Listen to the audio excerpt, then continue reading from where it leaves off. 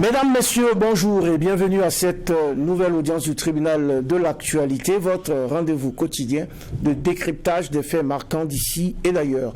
Sur la table des juges aujourd'hui, cet appel de l'association de culture civique et de défense des droits humains et sociaux, Cercle d'éveil, qui estime que la transition burkinabé doit ouvrir de nouvelles perspectives de sortie de crise. Et pour en parler, le tribunal de l'actualité a convoqué Évariste Faustin Consembo, président du comité exécutif du Cercle d'éveil.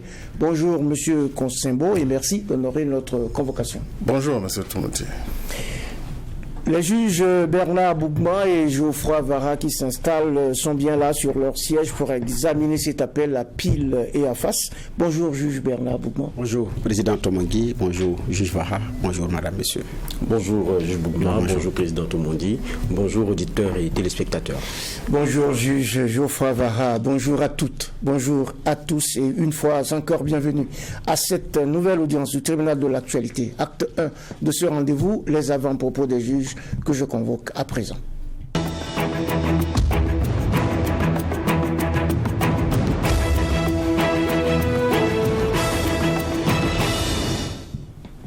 Vous le savez déjà, c'est des coups de cœur, c'est des interpellations, c'est la séquence avant-propos des juges qui commence aujourd'hui. Bernard Bougma. Oui, merci Président. Effectivement, mon avant-propos va concerner la scène politique parce que les partis et formations politiques ont été conviés pour réfléchir sur deux documents fondamentaux des partis politiques.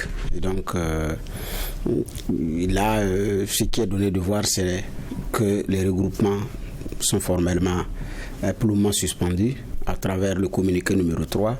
Cela a même été l'argument qui a été brandi pour donner un avertissement au CDP qui avait tenu son bureau politique, sa réunion de bureau politique national, et aussi pour interdire à l'UPC de tenir également la rencontre de son bureau politique national.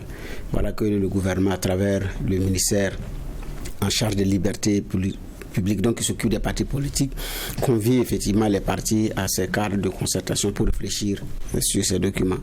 Là, effectivement, il y a des interrogations parce qu'au niveau de la PMP, bon, la difficulté qu'ils ont soulevée, c'est la même, que compte tenu du fait que les regroupements sont suspendus, ils ne savent pas comment est-ce qu'ils vont réunir les uns et les autres, puisque formellement, ça a été exprimé. L'UPC est allé même en justice, ça n'a pas prospéré.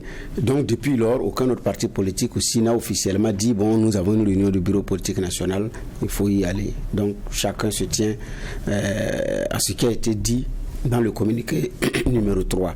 Même si les organisations de la société civile, certaines organisations de la société civile tiennent des meetings, tiennent des rencontres, les autres pour le moment observe. Donc, ce qui est arrivé, ce n'est pas surprenant. La question d'ailleurs que je m'étais posée, c'est quand j'ai vu les lettres qui ont été envoyées, c'était comment est-ce que les partis politiques vont répondre, ou bien il y aura la levée de la suspension dans les heures qui vont suivre.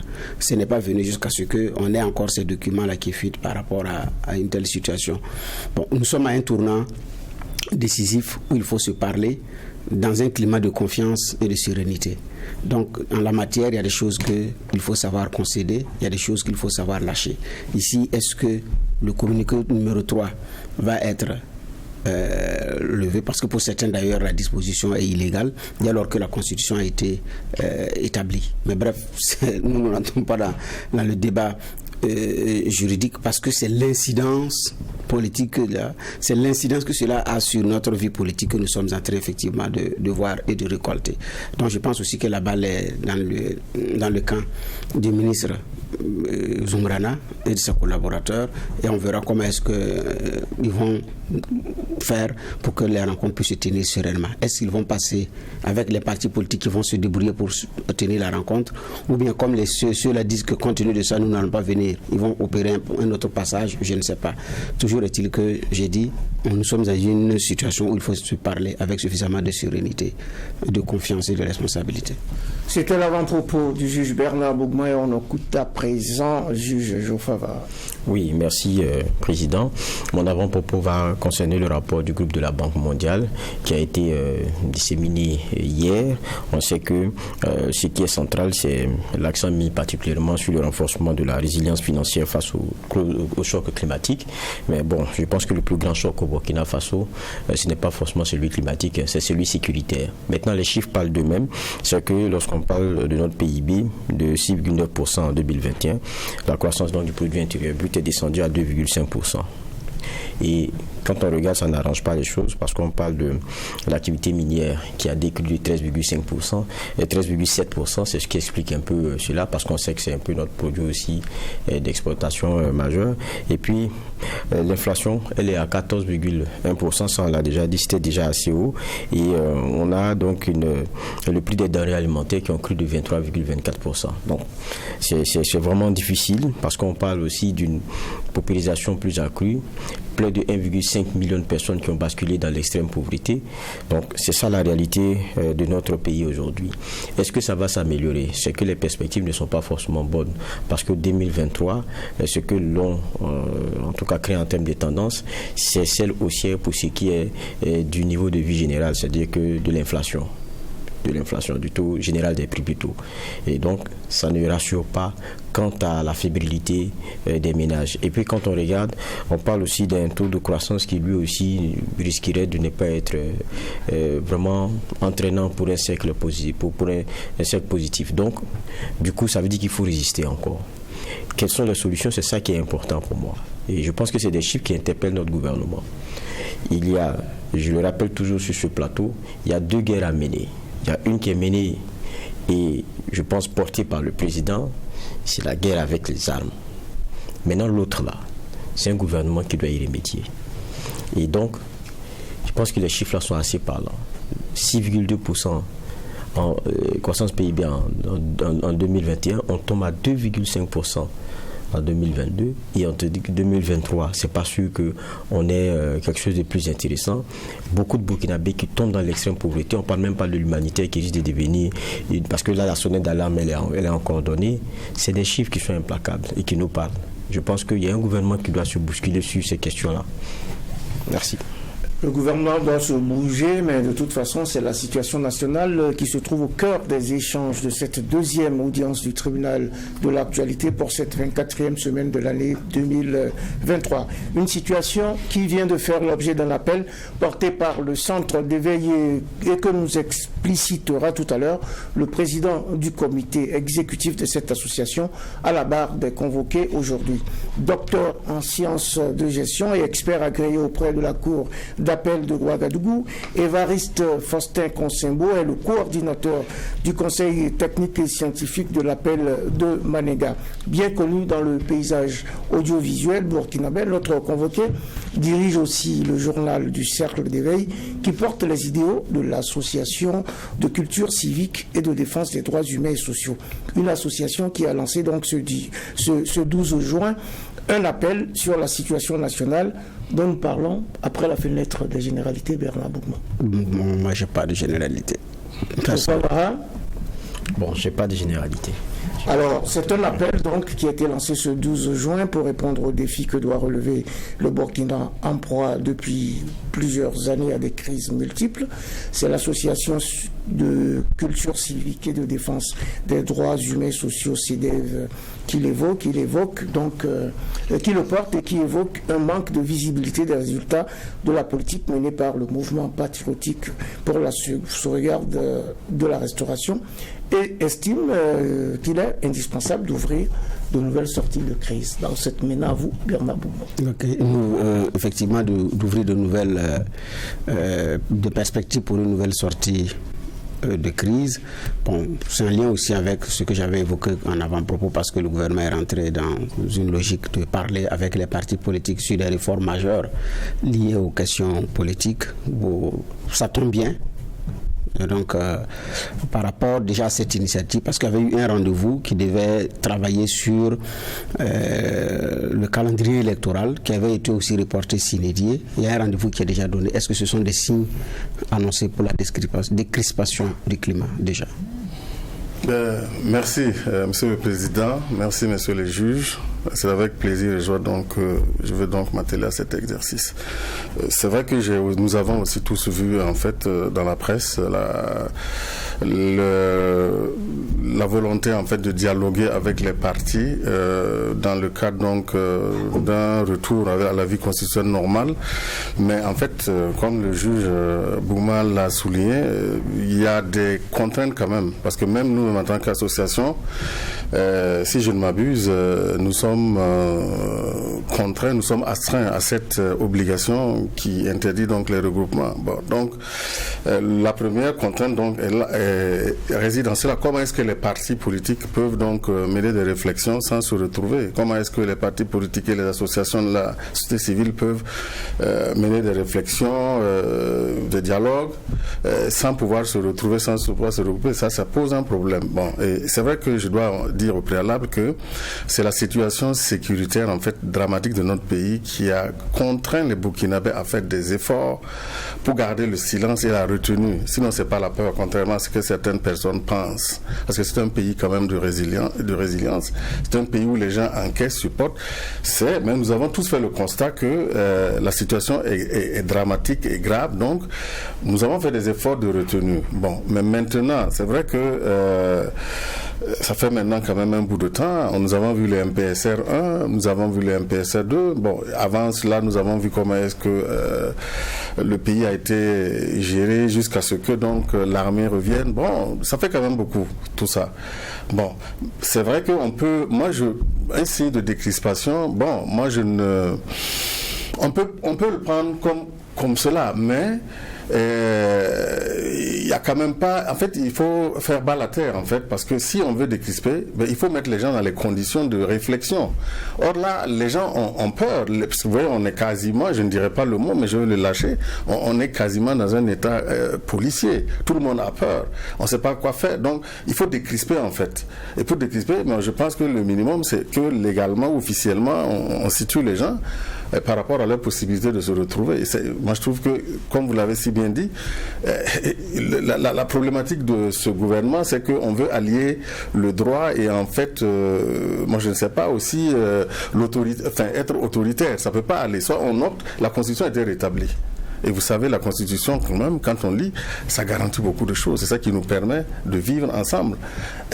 Et d'un côté, on dit oui, quand ça va, on regarde la Constitution, quand ça va pas, on dit non, on évoque d'autres situations, bon, non, pour tenir les gens, tout ça. Donc, je pense que pour avoir un peu de sérénité, il faut décrisper, il faut vraiment aller jusqu'au bout, quoi. Il faut sauter ces verrous-là et dire clairement aux acteurs, les partis politiques et les associations, la société civile et même toutes les autres composantes des forces vives, qu'on peut se retrouver librement et puis réfléchir. Alors, les partis politiques n'arrivent pas à se réunir. Vous dites qu'au niveau des organisations de la société civile, c'est la même contrainte, mais il y en a qui arrivent à se regrouper, à faire des manifestations. Mais vous, à votre niveau, comment vous vous débrouillez? Maintenant, nous, on travaille sur les réseaux, on échange sur les réseaux et tout, parce qu'on ne peut pas se regrouper physiquement, on a peur. Et la preuve, c'est que, je ne veux pas dévancer, et les gens ont eu des problèmes récemment parce que il nous est revenu que des leaders de la société civile ont des problèmes actuellement parce qu'ils se sont réunis. Mais maintenant, je ne connais pas la nature des réunions, mais bon, si tant tel que... c'est vrai, c'est clair, leur communiqué, on ne peut pas se... Mais les autres, en fait, c'est ça aussi, les 2 poids 2 mesures. On constate et on voit que l'autorité tolère certains regroupements, certaines rencontres, certaines réunions, d'une certaine société civile, s'il faut le dire clairement, qui gère... Bon, ça, si c'est peut-être des regroupements pour soutenir, mais c'est vrai, je veux dire, on soutient, tout le monde soutient, mais soutenir ne veut pas dire qu'on ferme les yeux et puis on suit aveuglement. C'est là la différence. Nous, on soutient, mais s'il y a la critique, on va la critiquer. Parce que c'est un bateau commun. Le pays appartient à tout le monde, à nous tous. Et en fait, c'est pas une affaire personnelle. Quand on veut gérer, on doit rassembler. C'est pas une affaire de famille, c'est une affaire de nation. Et on doit rassembler tout le monde. Et les affaires du pays concernent tout le monde. Et nous avons le droit et le devoir d'intervenir dans la gouvernance de notre pays, quelle que soit la situation sécuritaire. C'est là le souci, en fait. Et les autres n'entendent pas, parce que quand vous critiquez, on vous divise. Vous savez, on divise les gens en deux camps, ceux qui sont des apatrides, ceux qui sont des patriotes. Moi, je défie quiconque de venir me donner la définition. J'ai dit que je suis un Burkinabé parmi les 22 millions qui se lèvent le matin très tôt, qui vont travailler. Depuis 31 ans, je travaille, je paie des impôts. Et dites-moi, en vertu de quels critères on va venir me dire que je ne suis pas un patriote. C'est ça que je veux convoquer ce débat. Ceux qui parlent, c'est pas forcément pour avoir des postes de ministre ou quoi, c'est parce qu'ils ont investi dans le pays, ils aspirent, ils veulent vivre tranquillement et paisiblement. Et donc, si la conduite ne va pas, il est de notre devoir de dire notre mot. Et c'est dans ce cadre-là que le cercle d'éveil, c'est vrai, ça va plaire, hein, mais le but, c'est pas de plaire, c'est pas de faire plaire. Le but, c'est de provoquer le débat et de ramener les gens, parce que bon, cette situation, nous l'avons comme je l'ai décrit depuis le MPP jusqu'au MPSR 1 et au MPSR 2, et tout ne fait que se dégrader. On voit très bien que, bon, moi je l'ai dit d'entrée, bon, c'est pas que, quand on critique, c'est pas que on est, je sais pas quoi, c'est pas une histoire d'aimer ou de pas aimer. Moi j'aimerais bien finir mes vieux jours dans mon pays. Je ne voudrais pas avoir à mon âge à m'exiler ailleurs. Donc, comme je dis, il y a une partie de moi dans ce pays. Donc, quand on le gère, dites-moi au nom de quels critères on peut me dénier le droit, ou le droit, même les membres du groupe et tout, c'est des citoyens qui ne sont pas... On s'engage en politique, c'est pour en fait apporter notre pierre de contribution. Ça, c'est la plupart des membres de notre association. C'est pas forcément pour chercher des postes. Donc, nous acceptons de voir que nous allons faire. Regardez la situation dans laquelle nous y sommes. Alors... d'abord, c'est vrai qu'il y a une posture, moi je ne l'épouse pas. La posture de la victimisation permanente, je ne suis pas dedans, je ne suis pas de cette école. Moi je suis de ceux qui disent que quand vous avez des problèmes, il faut d'abord vous en prendre à vous-même. Et la solution réside en vous-même. J'ai travaillé dans les multinationales, j'ai été brimé, mais personne ne m'a jamais entendu critiquer une multinationale. Je tire des conséquences et je m'adapte et je travaille pour m'en sortir. Je ne veux pas aller indexer X ou Y. Et je trouve que si j'ai quelque chose où j'en veux à l'autorité actuelle, justement, vous avez cité les taux d'inflation et autres, moi j'ai rigolé. Parce que quand ils sont arrivés, c'est quoi? On a stigmatisé les partenaires traditionnels. Je prends un exemple simple. Hein. Le budget du Burkina, c'est fait 2500 milliards.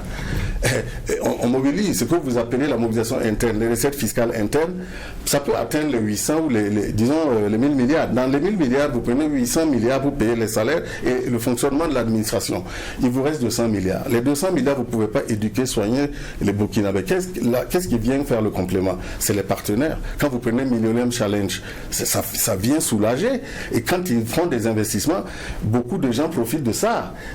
C'est des Burkinabés qui travaillent. Et maintenant, il n'y a plus ça. Et ces gens-là, ils vont faire quoi? Il n'y a pas une contrepartie. La Tchécoslovaquie, la Russie, même tous les partenaires, je ne sais pas, qu'on est allé chercher, ils n'apportent rien. Et ça accentue en fait la pauvreté et ça creuse. Et c'est l'option de la coopération qui a fait un peu ça. Et l'idée de dire que bon, on justifie l'insuffisance des résultats par en fait, je ne sais pas, la théorie des complots, il faut sortir de là. Oui, alors on va revenir à cet appel que vous avez lancé donc hier sur la situation nationale avec plusieurs points. Geoffroy va... Oui, c'est que vous partez d'un postulat. Oui. Vous dites, vu la situation et le manque de résultats, en tout cas, relativement à la vision du MPSR2. Alors que quand on écoute un peu les rapports qui nous sont faits, et puis ce qui est beaucoup partagé par nombre de Burkinabés, c'est que sur certains points, il y a des avancées, notamment sur le plan sécuritaire. Donc, de quel manque de résultats et de vision du MPSR2 concrètement vous parlez, même si tout à l'heure vous parliez du point économique? Quand vous parlez des résultats, moi honnêtement, j'ai suivi la sortie du Premier ministre. Il dit qu'on a recouvré 65% du territoire. Il a donné des indications sur le nombre de déplacés qui seraient repartis, s'installer.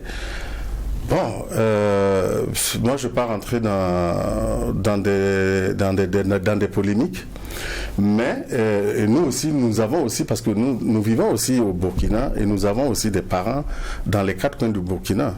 Et je peux aussi vous dire que ce qui nous revient, c'est pas totalement ça aussi.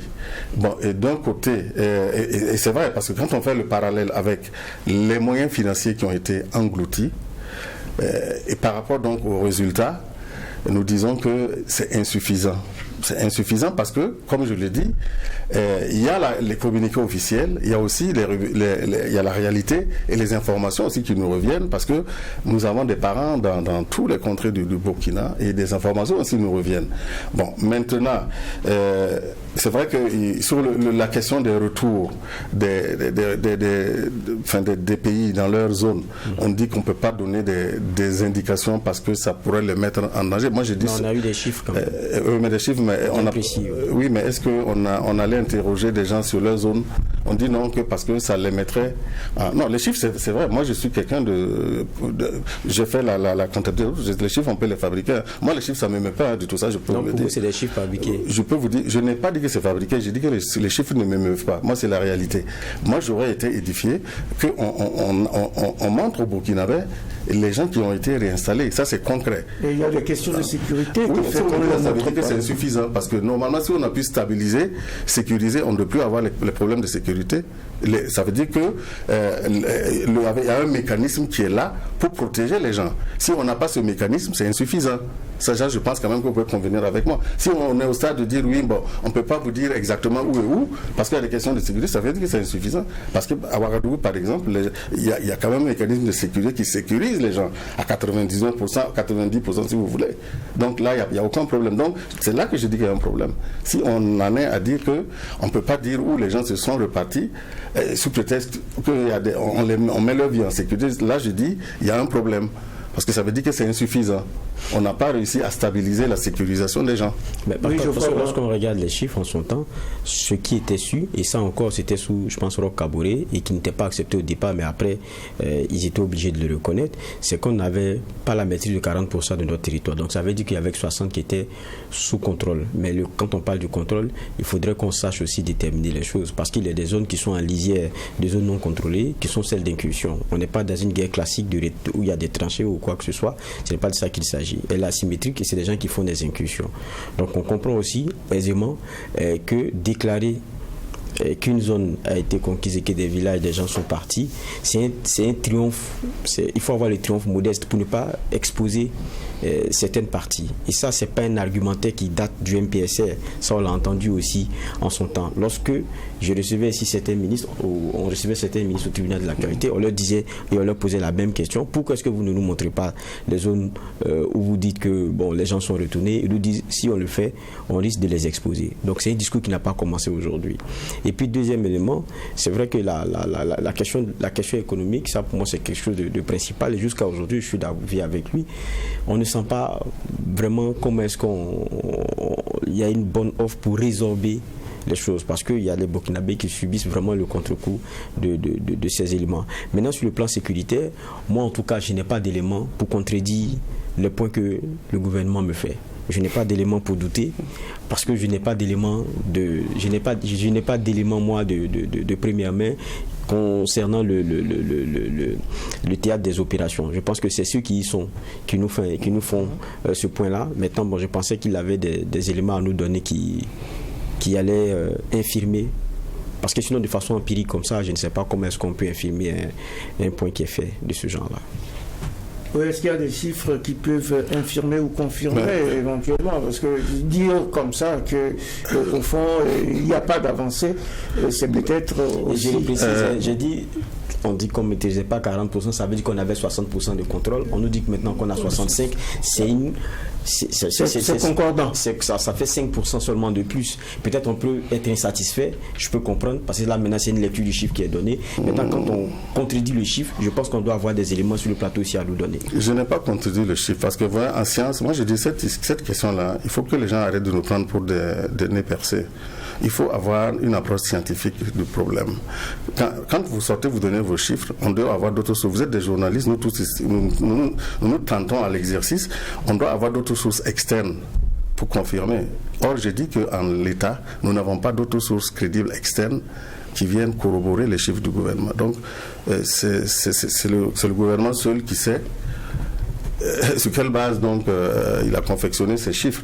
Donc, là-dessus, on ne peut pas polémiquer, puisqu'il n'y a pas d'autres sources externes crédibles qui viennent corroborer cela.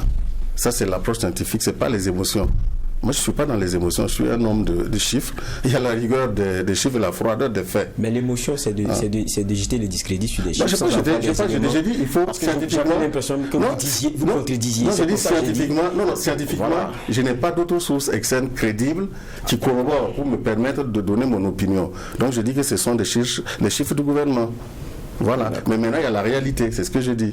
Il y a la réalité, voilà. Vous voulez continuer? Non, je ne réagis pas là-dessus parce que si lui et moi n'avons pas des chiffres, c'est pas la peine de, de continuer. Je voudrais juste rappeler que certains de nos auditeurs de Watt FM nous ont retrouvés, que nous sommes heureux de les retrouver aussi, en attendant qu'on puisse retrouver l'ensemble de nos auditeurs sur le réseau. Il y a aussi les téléspectateurs de la TNT qui ne nous suivent plus depuis cette bourrasque de vent de vendredi dernier. Nous mettons les petits plats dans les grands, comme on dit, en matière de cuisine, pour que justement la situation soit rétablie. Nous recevons aujourd'hui Évariste Faustin Consengbo. Il est président du conseil exécutif du Cercle d'éveil et nous parlons de la situation nationale puisqu'il a lancé ce Cercle d'éveil un appel sur cette situation-là depuis hier 12 juin. Oui, Geoffroy, vous voulez poursuivre? Oui, je voulais poursuivre. Je passe la parole à Bernard Bougon. Bon, je voulais arriver aux appels qui sont lancés. Le point 1, sortie de l'option militaire et envisager d'autres leviers de résolution. De quel levier de résolution, à quel levier de résolution vous pensez? Non, ça part de notre lecture de la crise, parce que pour nous, la crise, elle est multidimensionnelle, n'est pas que militaire. On n'a peut-être pas la même lecture que les autorités actuelles. Parce que nous estimons, c'est vrai que il y a eu, c'est un brasier qui était là. Le phénomène terroriste, donc il y a eu des connexions externes avec les djihadistes du Mali et tout ce que vous voulez et autres, mais le brasier était là, les gens n'ont fait que souffler dessus, le feu a pris. Et ce brasier là, c'est quoi? C'est des problèmes de gouvernance, de développement, parce que je dis d'aller dans les zones où les gens ont quand même un avenir, un projet. Moi je vois pas un jeune peut-être qui a un avenir, un projet, qu'est-ce qui va aller se fourvoyer avec des calaches et autres pour tuer ses compatriotes? Je ne vois pas. Quelque part, je dis que c'est aussi l'échec, l'absence de développement qui a peut-être aussi favorisé tout ceci. Et donc, dans ces conditions, moi, je suis beaucoup plus proche de la définition de l'insurrection, et que, bien sûr, qui est adossé à c'est du terrorisme, mais ça, il faut le dire, mais la nature, quand on regarde la nature, et c'est à cela que je dis que peut-être qu'il faut, quand je parle d'autres leviers, parce que je dis que l'origine est peut-être politique, économique et sociale. Et donc, si c'est politique, économique et sociale, il y a des leviers. Le militaire aussi, l'action militaire, c'est un levier. Mais je dis que selon moi, quand je dis cela, je dis qu'il ne faut pas, en fait, les gens ont rigolé, disent oui, mais un pays qui est attaqué, qu'est-ce que vous faites? Non, je n'ai pas dit que l'armée ne doit pas riposter, mais je dis que l'action militaire, si je devais donc faire une échelle, pour moi, c'est peut-être 20%. Les 80%, c'est de la politique, c'est du social, c'est de l'économique. Ça, c'est des leviers, c'est ce que je dis. Et quel que puisse être ce qu'on peut dire. Vous voyez bien, par la nature de ce conflit-là, je ne pense pas que l'action militaire peut arriver à terme, parce que vous-même vous l'avez dit, c'est pas les frappes ciblées ou les trucs ça et là qui vont peut-être, il y a un problème, peut-être qu'il faut à un moment donné essayer de comprendre la nature du phénomène. Quand on comprend la nature du phénomène, en fonction de la nature, on peut maintenant avoir des leviers et des actions pour chaque type de nature. Je suis d'accord, mais vous dites sortir de l'option militaire et envisager d'autres leviers de résolution. Alors que, bon, il y a l'option militaire, vous parliez du plan économique, social et autres. Pour moi, ce sont des éléments qui sont mis en branle. Maintenant, on peut, comme je l'ai dit, ne pas être satisfait ou être insatisfait. Maintenant, moi, je comprenais par autre levier, c'est-à-dire outre le militaire, parce qu'il y en a qui disent il faut identifier les groupes et dialoguer. C'est ce que je vous dis. Bon, il y en a qui y vont. Maintenant, quand ils le disent, on pose aussi la question de savoir de quel groupe vous parlez, avec qui on peut dialoguer. Parce que je pense que ceux qui ont été identifiés, on parle des gens de ACMI, le IGS et autres, on connaît un peu quelles sont leurs revendications et leurs postures idéologiques. Comment est-ce qu'on discute avec ces postures idéologiques là? C'est un peu le problème. Ou bien est-ce qu'il y a d'autres types de groupes qui ont été identifiés? C'est un peu la question qu'on se pose. Vous savez, bon, d'accord, allez-y. Que nous avons, les recherches qu'on a pu lire ça et là au départ, on sait qu'il y a des bras armés externes, et c'est peut-être les relais en fait de ce que vous avez dit, Al-Qaïda, mais autres qui sont tapis dans l'ombre dans les grottes les plus reculées du Mali, de l'Algérie et autres. Maintenant, ceux qui sont ici, c'est des Burkinabés. Ceux qui mènent les combats, 99% c'est des Burkinabés. Je ne pense pas que ce soit des étrangers. Et là, je pense même que les membres du MPSR eux-mêmes ont eu à le dire. Donc, avec ces Burkinabés-là, quel dialogue on peut avoir? Parce qu'il y en a qui sont allés parce qu'ils sont contraints. Vous savez, c'est très facile de dire il faut collaborer avec les FDS et autres. Tout le monde veut collaborer. Mais si vous vous retrouvez dans un état d'insécurité, où il n'y a pas l'État, où il n'y a que ces terroristes qui font la loi, même les FDS, dans la même circonstance, vont chercher à sauver leur vie. Donc il y a des gens qui sont enrôlés d'abord par contrainte. Il y a des gens aussi qui se sont enrôlés parce qu'ils sont frustrés. Ouais, parce qu'ils sont frustrés, ils ont été victimes d'injustice et autres tout. Il y a des gens aussi qui sont révoltés. Il y a aussi des bandits. Ça aussi, il faut le dire. Donc, en distinguant d'abord, moi je parle d'abord du dialogue d'abord interne.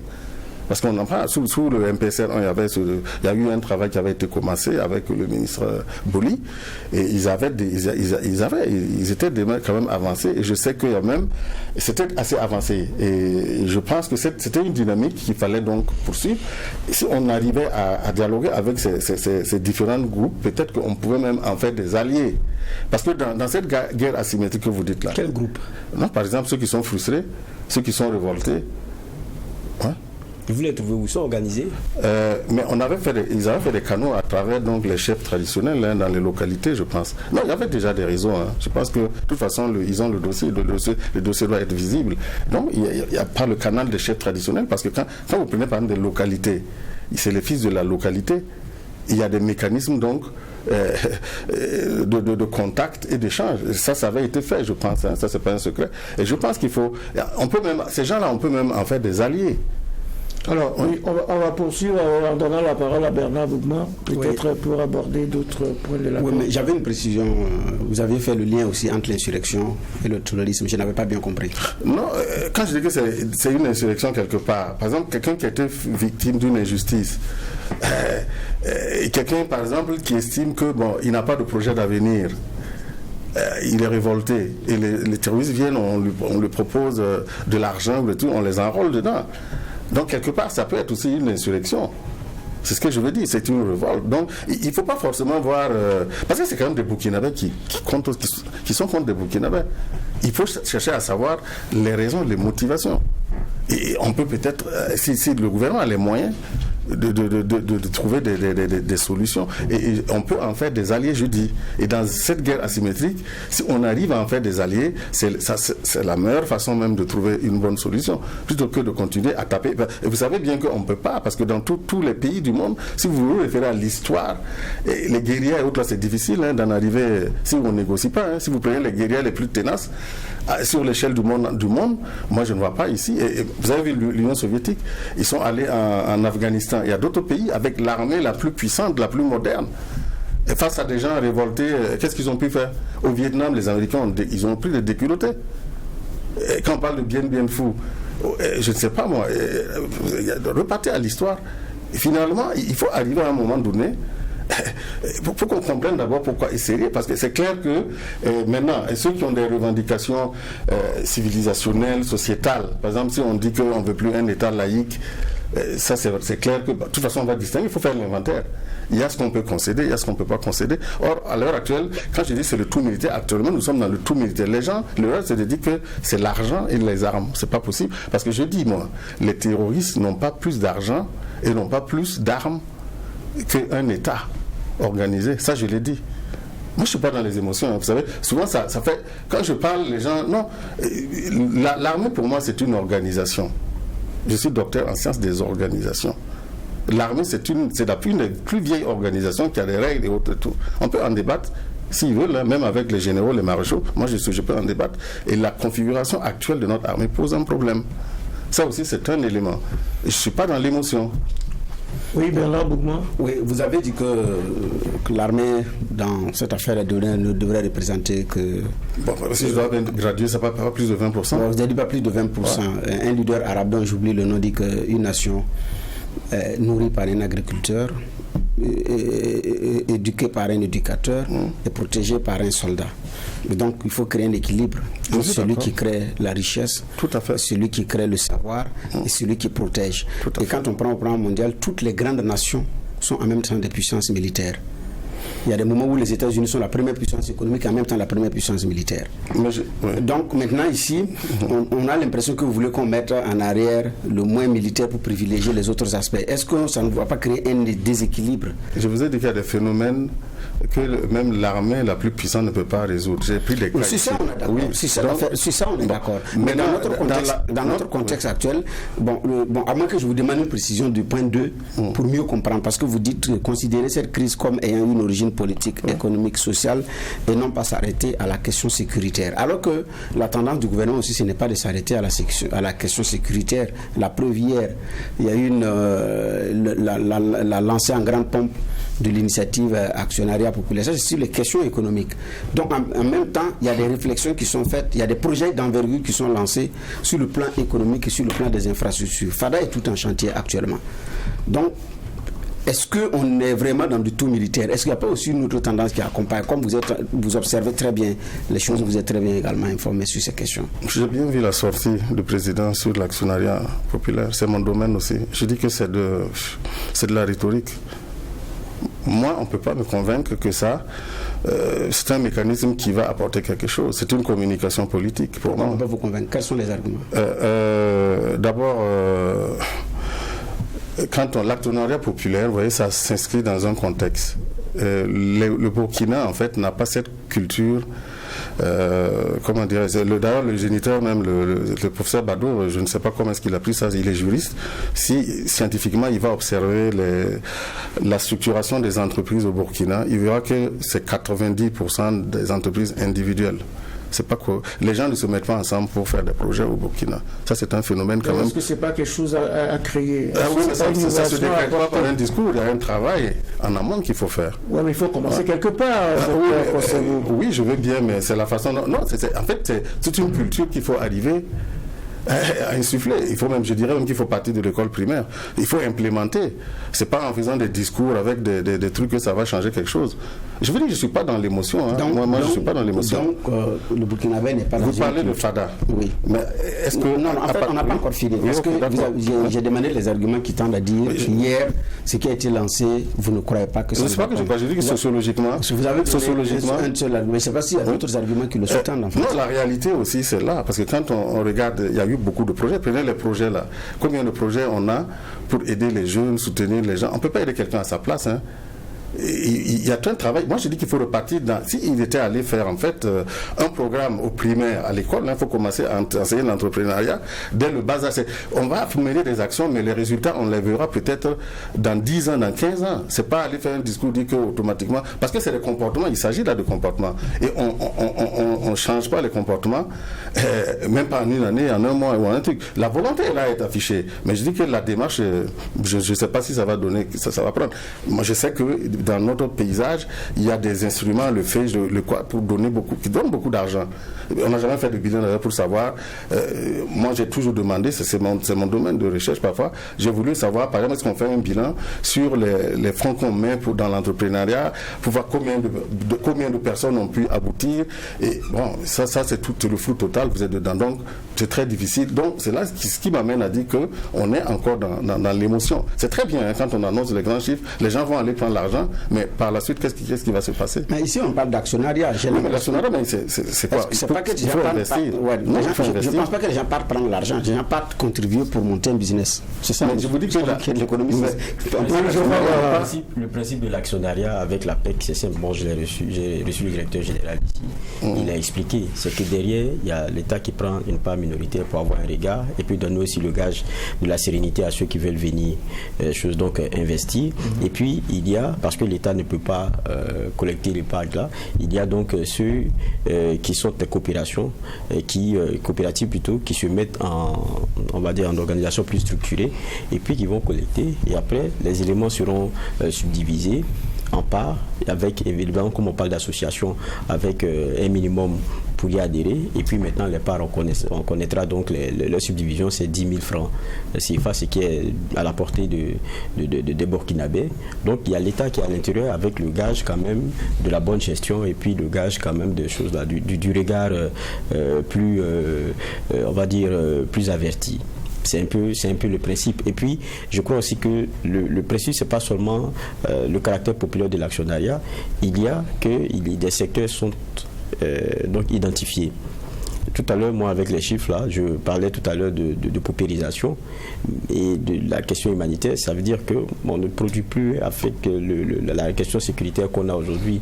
Il faut trouver des espaces, par exemple, pour les PDI, il faut trouver un certain nombre d'éléments. Et ça va avec une organisation. Donc, c'est des éléments qui sont en train d'être mis en branle. Et moi, je l'explique comme ça parce que l'actionnariat populaire, on le connaît un peu, on le maîtrise. Maintenant, est-ce que ça va marcher? Est-ce que ça ne va pas marcher? Ça, c'est pas... Pour moi, ça dépend beaucoup plus de la communication qui sera mise derrière, de la dynamique et qui sera impulsée, la confiance que les uns et les autres ont relativement à cette dynamique-là, et puis évidemment, ceux qui les portent, est-ce qu'ils sont en pleine confiance? C'est ces éléments-là qui seront pour moi majeurs.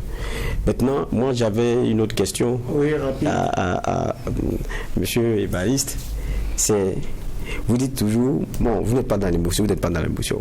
Depuis le départ, vous ne croyez à rien de tout ce qu'on a dit. Est-ce que pour le PSR2, est-ce que vous croyez à quelque chose pour ce qui est du PSR2 du bon quand même?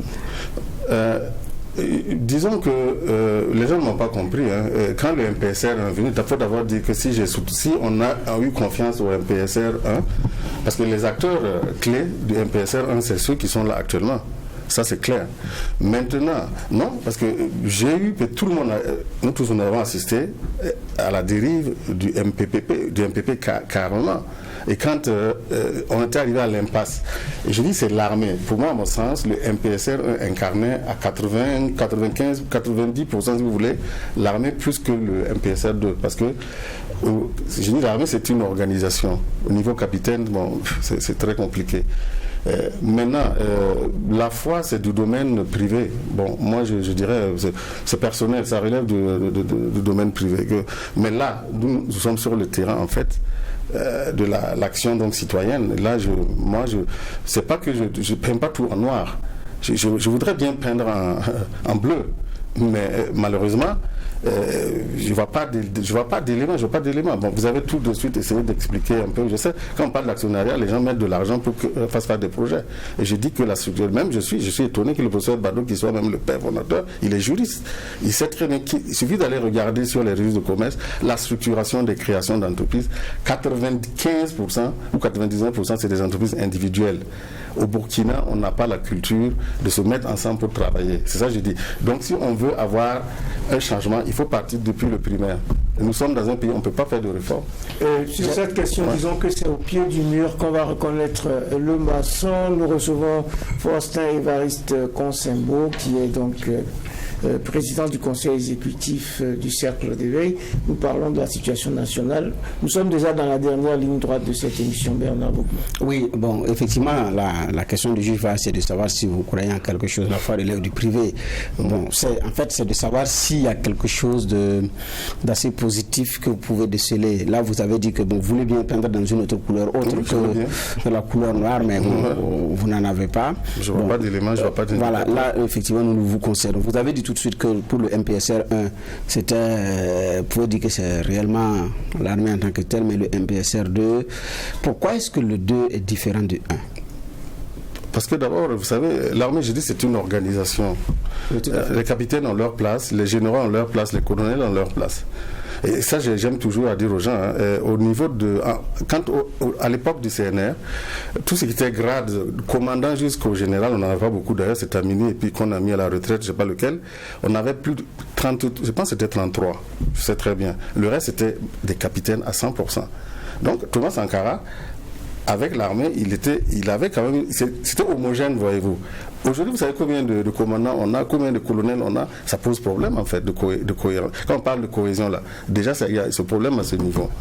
Voilà. Et c'est ce qui fait que si vous n'avez pas, et ça se déteint sur les résultats aussi, parce que c'est toute une mécanique qu'il faut mettre en branle. Ils ont la volonté. Oui, mais le problème, il est où? Non, le problème, le problème, c'est que il y a un problème d'organisation d'abord qui est là. Il y a un problème de cohésion. Cela a désorganisé la situation ou ils sont venus trouver que ce n'était pas bien organisé? Ça a encore contribué. D'abord, le coup d'État du MPSR 1, ça a désorganisé. mais à un niveau encore. Et le deuxième coup d'État a encore contribué encore à désorganiser. La désorganisation à quel niveau? Je vous ai expliqué que c'est la structuration. Non, oui, structuration. Oui. Parce qu'on a un chef d'état-major général des armées avec ses hommes. Il n'y a pas de cohésion dans les rangs. Moi, j'en sais rien, mais je vous dis que c'est une organisation. Il faut une cohésion. Parce que, non, on a un état-major général des armées. Oui, l'armée est une organisation, on est d'accord.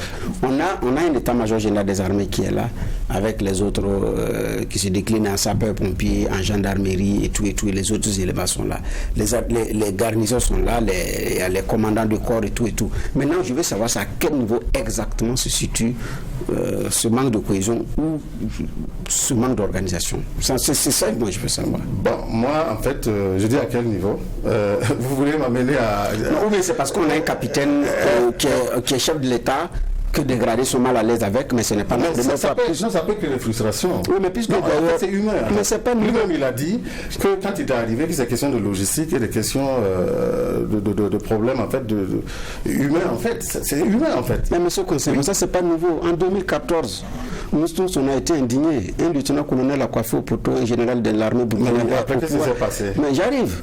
Et les mêmes là sont sortis. C'est d'ailleurs un colonel également qui a lu le communiqué pour dire qu'il s'allie derrière le lieutenant-colonel. Ça, ce n'est pas... C'est pas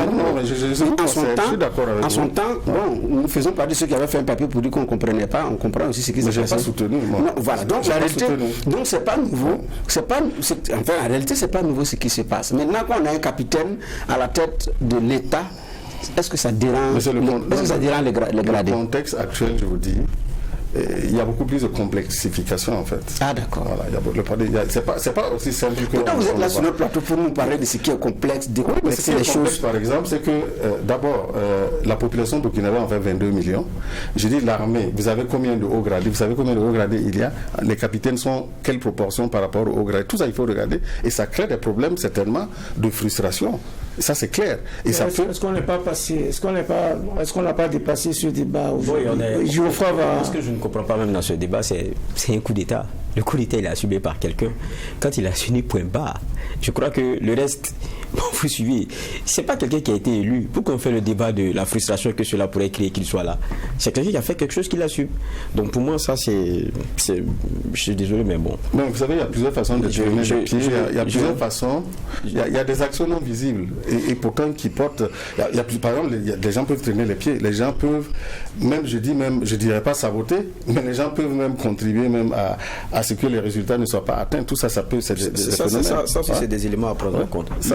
Il y a le point 4 où il est question de remettre en œuvre le processus de réconciliation nationale et inclut tous ceux qui, par leurs compétences ou leur expérience, peuvent contribuer à une résolution élargie de la crise.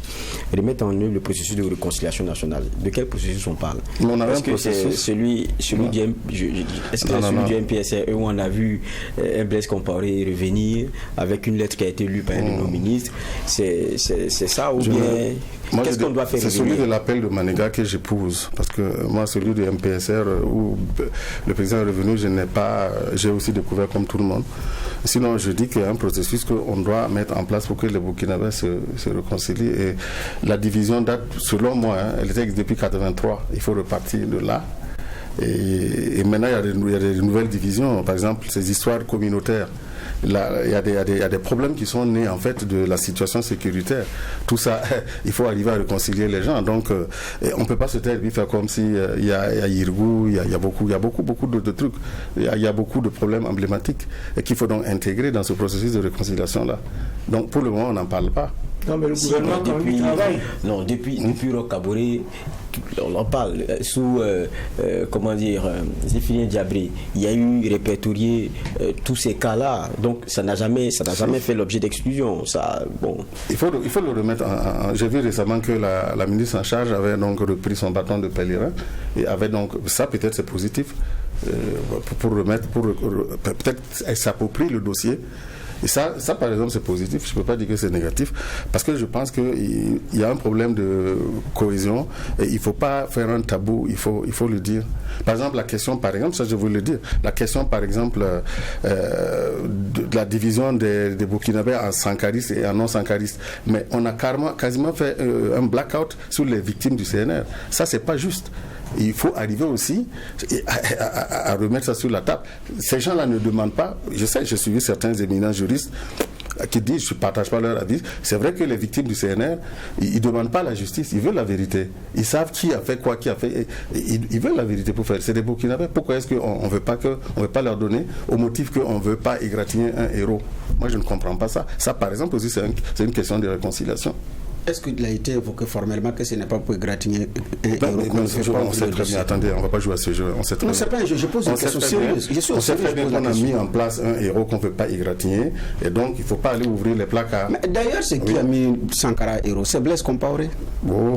Justement, à travers un discours, il a élevé le rang de héros national. On attribue beaucoup de choses à Blaise. Non, ce n'est pas une attribution.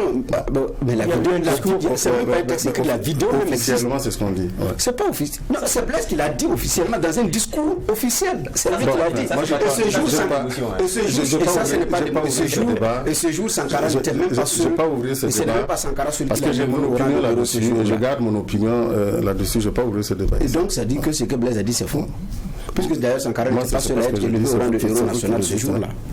Donc, je dis tout simplement. Et d'ailleurs, c'est lui qui a été aussi à l'initiative du monument des héros. Je ne comprends pas pourquoi c'est son camarade, son frère. On fait un blackout total sur les victimes du CNR. Oui, il ne faut pas faire un blackout sur les victimes du CNR. Il ne faut pas non plus faire un blackout sur les victimes de l'insurrection populaire.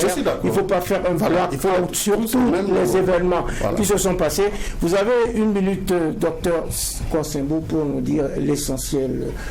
Finalement, qu'est-ce que vous voulez qu'on retienne de cet appel que vous lancez pour la situation nationale, pour apaiser et pour... Je l'ai dit, comme je dis à tout le monde, je suis un Burkinabé parmi les 22 millions. Je souhaite prendre ma retraite dans mon pays paisiblement. Et toute mon action, ça a toujours été ça.